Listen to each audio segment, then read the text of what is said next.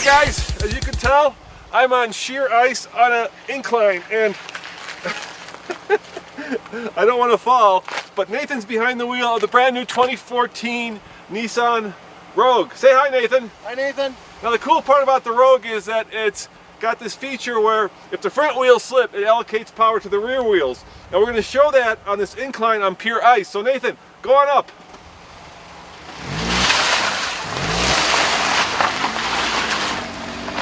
Check it out, no problem. This is sheer ice.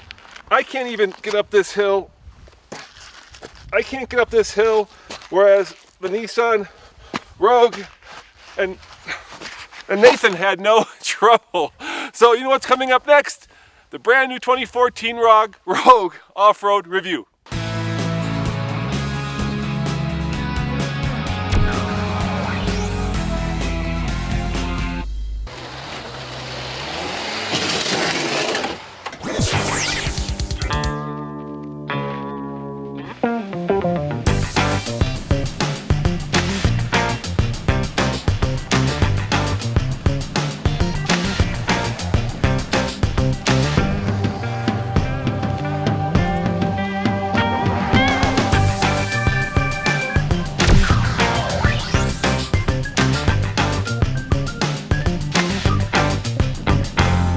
Behold, the 2.5 liter four-cylinder engine. This one puts out 170 horsepower, but more importantly, 175 pound-feet of torque, and it's hooked up to a continuously variable transmission. That's awesome, because in this particular case, it works really, really well. Granted, it's not fast, but this isn't a sports car. The good news is, you hear engine noise, yeah, okay, that's what happens with all CVTs, but you don't hear the whine coming off the transmission, so that's really good. And it's hooked up to an all-wheel drive system that seems to be pretty damn good. In my humble opinion, this new Rogue is a much better looking Rogue than the old car it replaced. It's modern, it's elegant, and it's essentially a baby Pathfinder, especially in the front. And Nathan's right, these headlights are the best feature of the entire car. Look at these little projector bulbs. Look at this beautiful LED surround. I mean, you see this car coming down the road and it has presence, which I can't say about many SUVs or crossovers in this segment.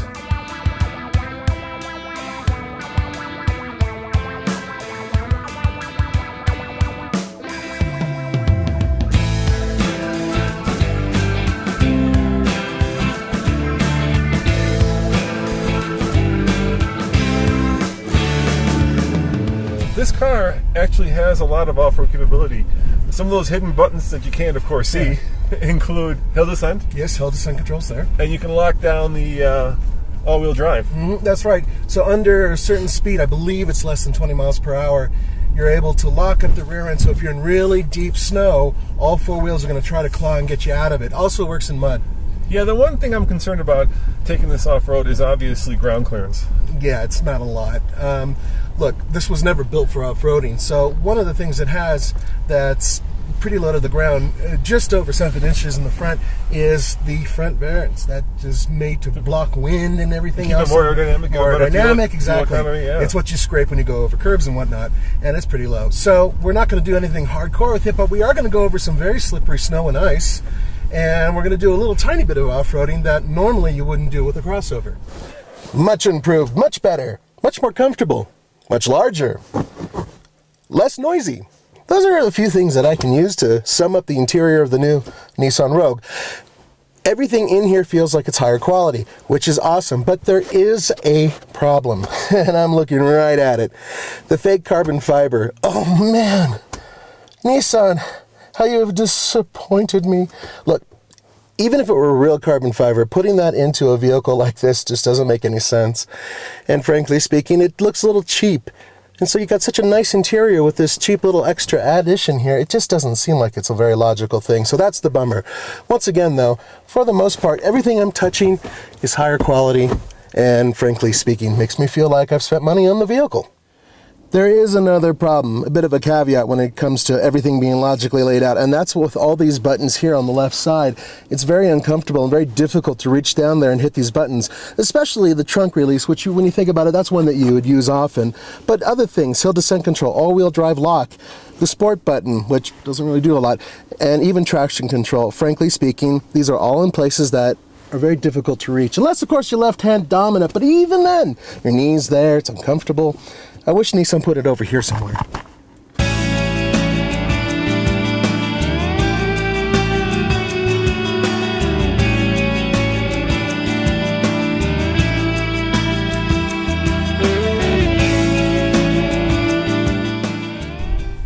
Hierarchy of off-road ability is based on, of course, number 1, tires, number 2, ground clearance, Absolutely. number 3, approach and departure angles. Yes. And this is none of them. No, it has none of those, and it also doesn't have underside cladding, and it doesn't have very good ground clearance. It is basically a station wagon, as many of the cars it competes with, which would be the Honda CR-V, the Toyota RAV4, even, and we're back and forth on this, the Dodge Journey. They all compete in a similar class, and frankly, none of them are really built to go off-road. No, you're right. Even the Volkswagen Tiguan. Yeah, there's a lot of these cars, right? The Escape. Oh, yeah. The only one that's really off-road worthy in this category would be the Forester, and that's because it's got a lot of ground clearance. And a really good all-wheel drive system, and it's just, it is really ideal for stuff that's even harder. And then, of course, the Jeep Cherokee, which we've proven the Trailhawk is just a kick-ass off-road vehicle. The third row seat is only available on the SV model, and that is worth $940. So if you don't get it, what you can get is more room to put stuff underneath. Look at this. This is known as divide and conquer, I believe. And you could put these little plastic thingies here, like so, for a nice divide, or you can lift them all out of the way and get more space underneath.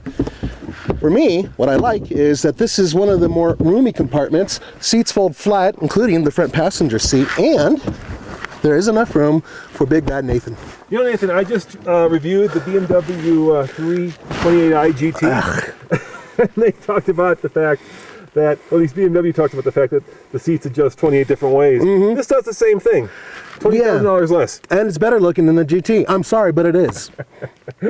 One man's opinion is another man's big ass. All right, so the only one that is really off-road is the Subaru, the Jeep Cherokee, and the LR2. So yeah, the LR2 is in a higher bracket, though. Well, yeah, but you see what we mean. Yeah. For the most part, the RAV4s of this world aren't built to go off-road like this. As we've proven. Yes, as we have proven. But so far, so good. I see that this car is not stressed, and you know, these electronic features. Let's face it. I mean, those buttons down there are based on computer programming. They're not based on anything that's mechanical. It's based on a computer program that judges like the wheel speed and sees which one is locking up. Yes. That's how hill descent works. Yes. Seating comfort, it is marvelous, especially in the front here. I like the headroom too. I'm about 6'1", and frankly speaking, I have plenty of space, and I think Big Bad Roman has space behind me too. Yeah, Nathan, I mean, check this out. This door, look how wide that opens.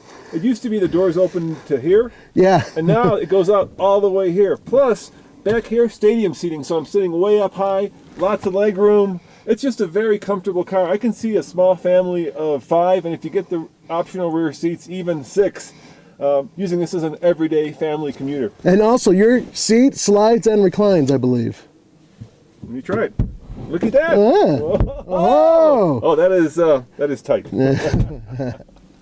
But there is another feature that this vehicle has that's all new, and it prevents what I like to call the anti-porpoise system. What it does is, as you're driving off-road, not off-road, but on dirt roads and whatnot, or if you're going over undulations, it'll actually trigger the ABS to keep the front end as level as possible.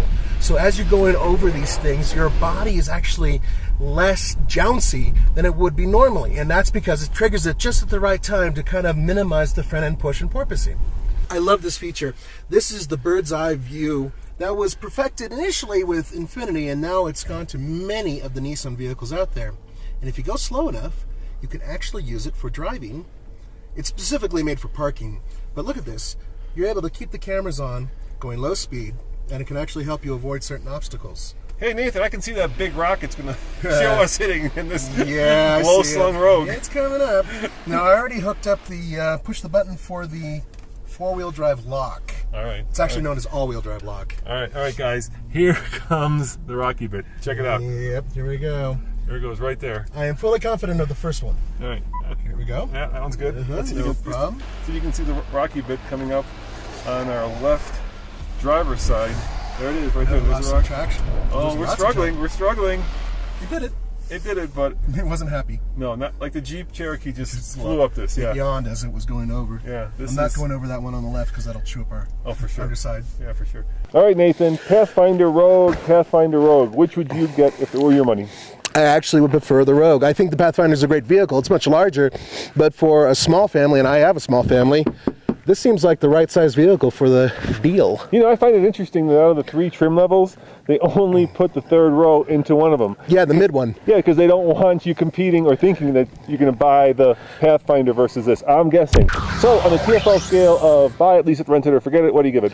I give it a buy it. I'm there with you. Buy it. It's a good car. It's the most improved car of 2014, and I am thoroughly impressed. Well done, Nissan. As always, this is Roman And Nathan saying thanks for watching and see you next time. on the Fast Lane Car. Yeah, ciao. Yeah.